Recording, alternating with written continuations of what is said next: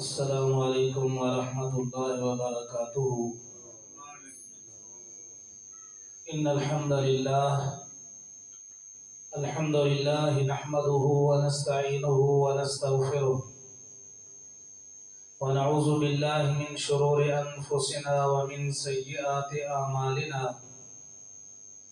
من يهده الله فلا مضل له ومن يضلل فلا هادي له، وأشهد أن لا إله إلا الله وحده لا شريك له، وأشهد أن محمدا عبده ورسوله.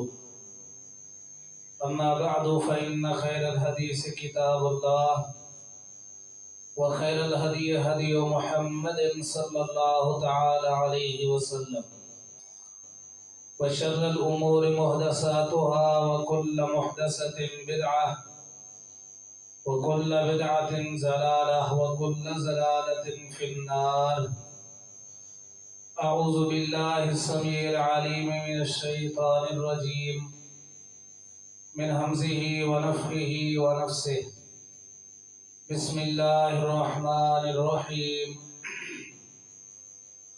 ومن يبتغي غير الإسلام دينا فلن يقبل منه وهو في الآخرة من الخاسرين. قال النبي صلى الله تعالى عليه وسلم: لا يؤمن أحدكم حتى أكون أحب إليه من والده وولده والناس أجمعين. اللهم صل على محمد وعلى آل محمد كما صليت على إبراهيم وعلى آل إبراهيم إنك حميد مجيد. اللهم بارك على محمد وعلى آل محمد كما باركت على إبراهيم وعلى آل إبراهيم إنك حميد مجيد. رب اشرح لي صدري ويسر لي أمري واحلل عقدة من لساني يفقهوا قولي. رب زدني علما. ہر قسم کی حمد و ثنا اللہ خالق کائنات کے لیے،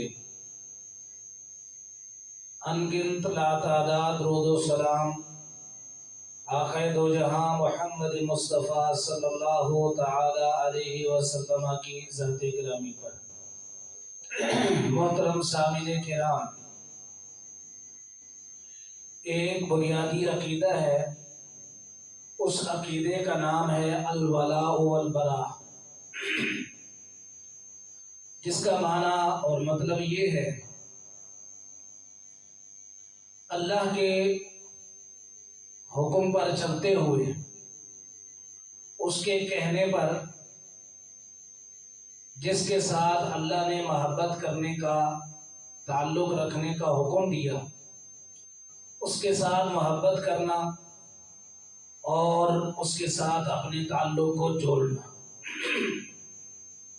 اسی طرح البراء کا معنی براءت کا اظہار کرنا، جس کا مطلب ہے کہ جن لوگوں سے اللہ نے نفرت کرنے کا حکم دیا ہے، دور رہنے کا حکم دیا ہے، ان سے دور رہنا، ان کے ساتھ محبت نہ کرنا، ان کے ساتھ تعلقات استوار نہ کرنا۔ آئیے یہ پوچھتے ہیں کہ کون سے ایسے لوگ ہیں جن سے اللہ تعالیٰ نے نفرت کرنے کا حکم دیا ہے، جن سے تعلق نہ جوڑنے کا حکم دیا ہے؟ سب سے پہلے اسلام کے اندر جو ہمیں بتلایا گیا ہے، انسان کا جو اصلی اور ابدی دشمن ہے شیطان، اس سے نفرت کرنے کا حکم دیا گیا ہے اور اس سے دور رہنے کا حکم دیا گیا ہے۔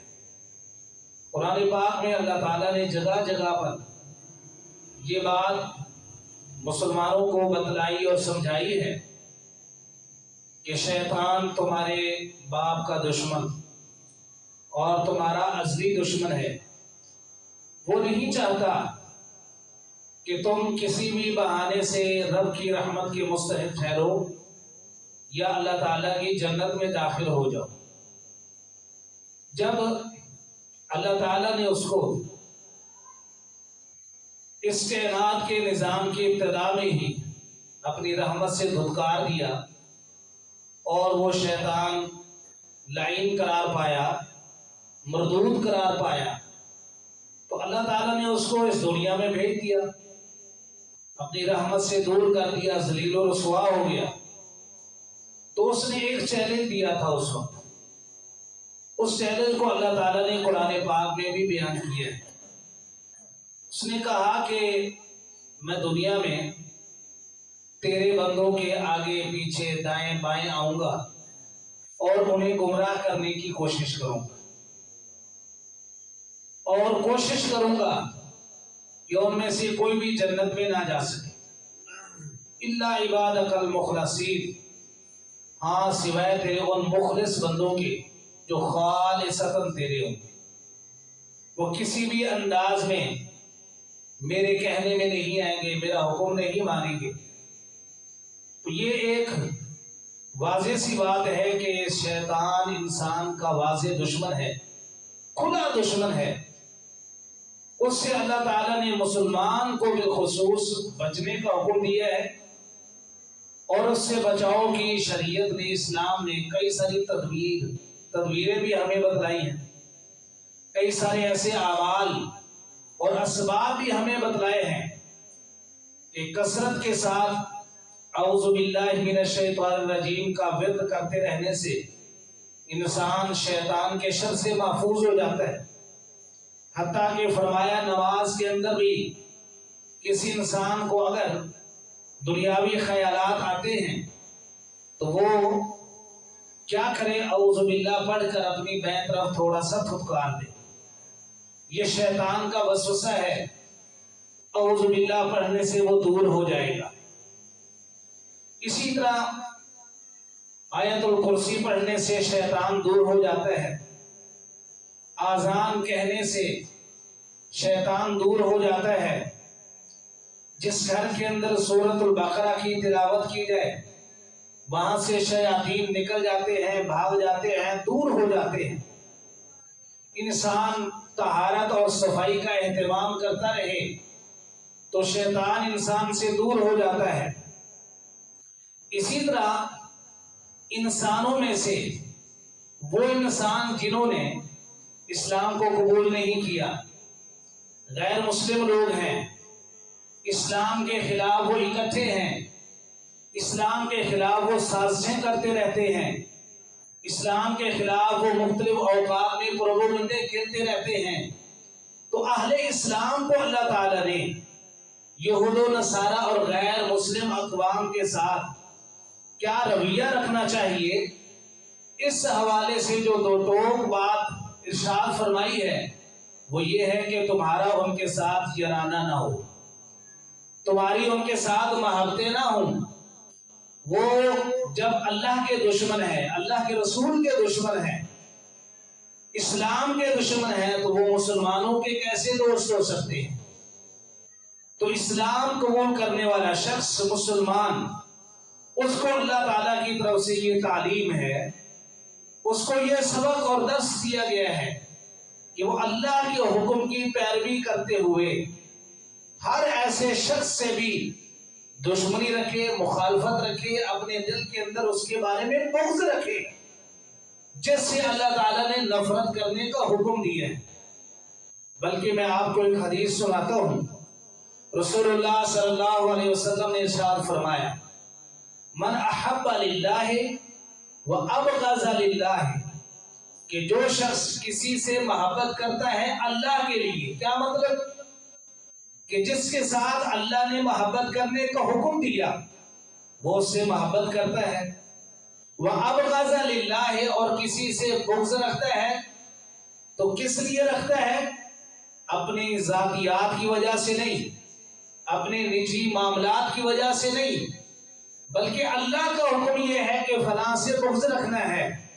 وَأَعْطَى لِلَّهِ، اور کسی کو کوئی چیز دیتا ہے، کسی پر احسان لگاتا ہے، صدقہ کرتا ہے تو مقصود اللہ کی رضا ہے، وَأَعْطَى لِلَّهِ اللہ کے لیے دیتا ہے، وَمَنَعَ لِلَّهِ اور اگر کسی کو نہیں دے رہا تو اس لیے نہیں دے رہا کہ اس سے میری دشمن ہے، نہیں، اس لیے اس سے اپنے آپ کے عطیات کو، اپنے صدقات کو اور اپنے مال کو روک رہا ہے کہ اسے دینے سے میرے اللہ نے روکا ہے، اس کو دینے سے اسلام نے روکا ہے۔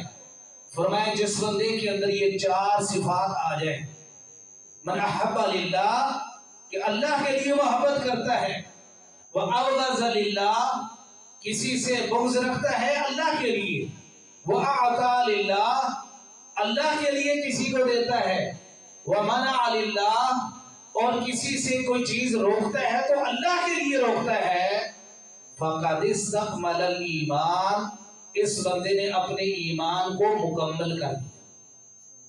اس بندے کا ایمان کیا ہو گیا؟ کیوں؟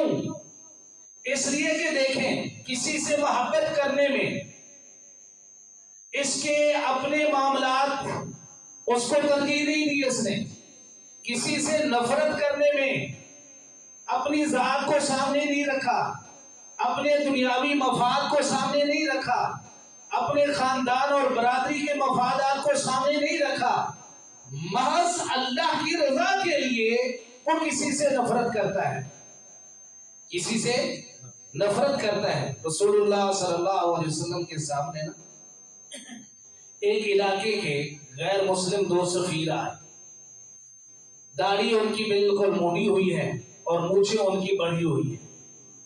جب رسول اللہ صلی اللہ علیہ وسلم کے سامنے آ گئے، آپ سے انہوں نے کچھ باتیں کرنی تھی، آپ کو بتلایا گیا کہ فلاں علاقے کے بادشاہ سردار اور رئیس کی طرف سے یہ آئے ہیں اور یہ پیغام لے کر آئے ہیں۔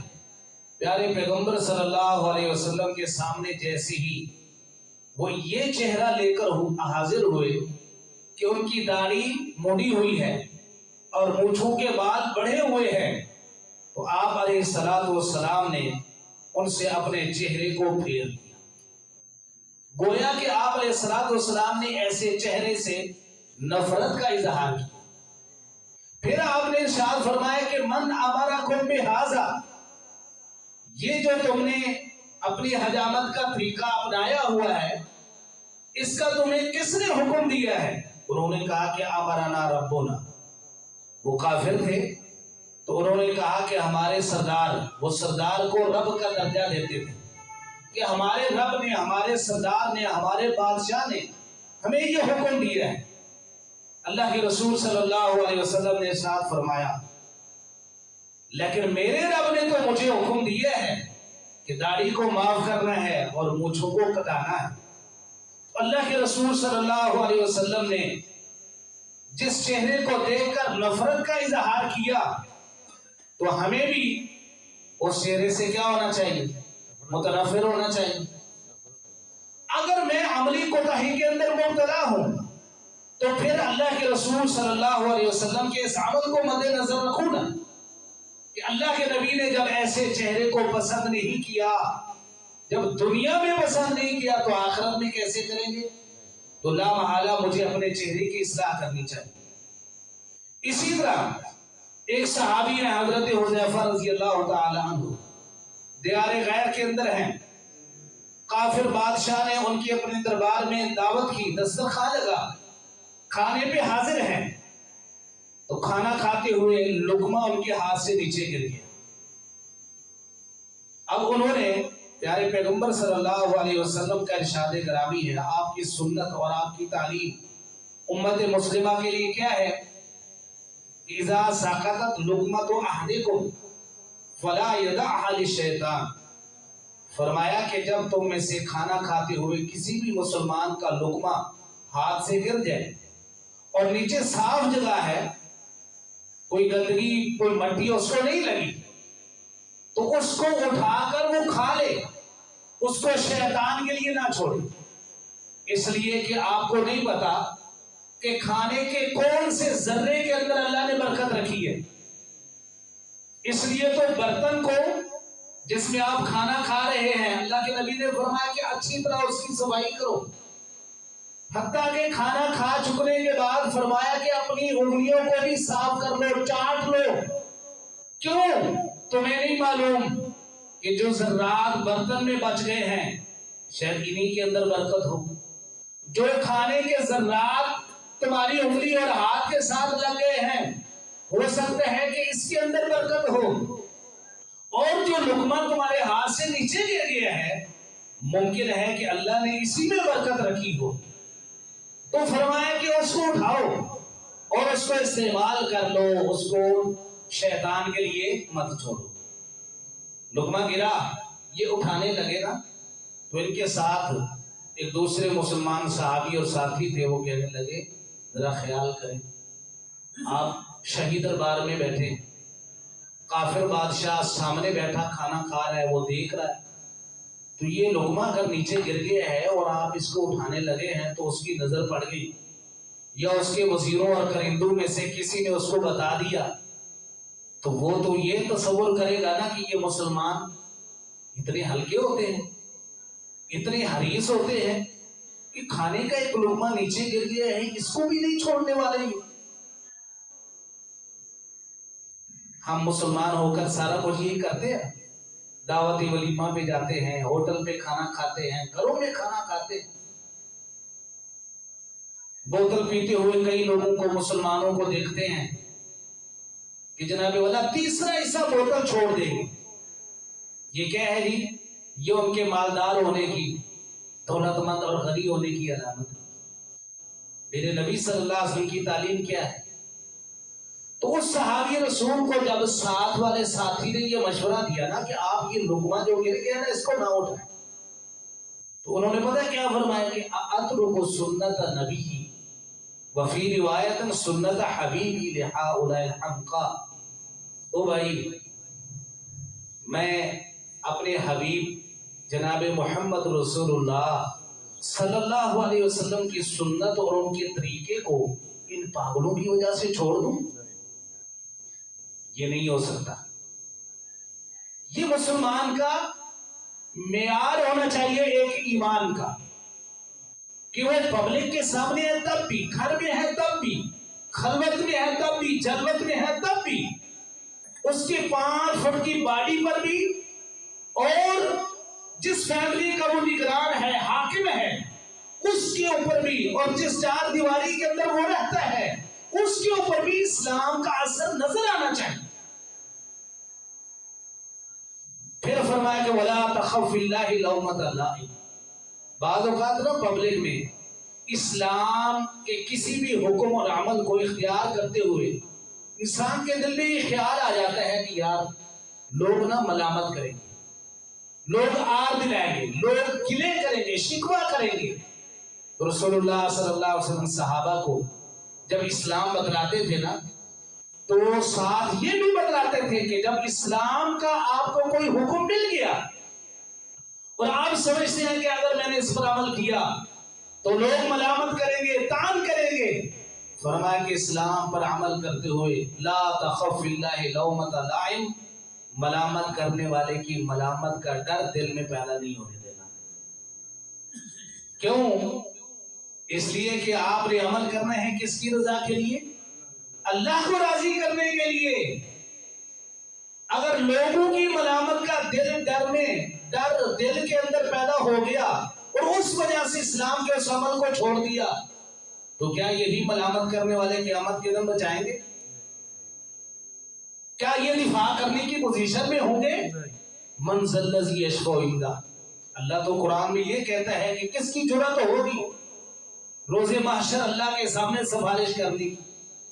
ساری انسانیت اکٹھی ہو گئی ہے نا کہ جی یہ محشر کی ہولناکی پریشان کر رہی ہے، چلو اللہ تعالیٰ سے درخواست کرے کہ کم از کم ہمارا حساب و کتاب ہی شروع ہو جائے۔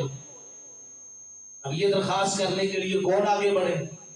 جی ایسے کرتے ہیں، آدم علیہ السلام کے پاس جاتے ہیں، آدم علیہ السلام کے پاس آئیں گے نا